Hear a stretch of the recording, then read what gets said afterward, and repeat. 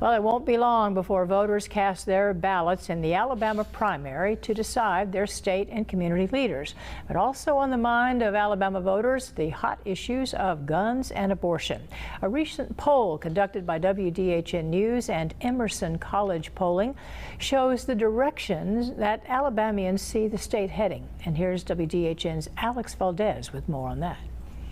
With the recent permitless carry bill being signed into law by the governor in March and the Alabama Heartbeat Act being discussed by lawmakers, voters in Alabama have made their voices heard on the direction they would like the state to head towards. Anything to do with abortion or gun laws is probably going to come up because we have a very reactionary right-wing Republican legislature that passes those laws even if they're unconstitutional. According to a new WDHN poll, 37% of Alabama primary voters believe laws regarding the sale of firearms should be more strict, while 17% believe gun sale laws shouldn't be touched, with 38% saying they should be less strict. There's a slight difference there. Obviously, more Republican primary voters in the state. That's a larger share of the overall population, whereas Democrats, as you know, take up less of the state in Alabama. Another issue that is a high priority that most voters agree on, the Heartbeat Act. 75% of Alabamians support a version of the law which would prohibit medical providers from performing an abortion once a heartbeat is detected. Only 25% of voters are opposed or somewhat against that law. We saw this more intense among Republicans as well in the poll, so around 85% said that they strongly or somewhat support this bill compared to 57%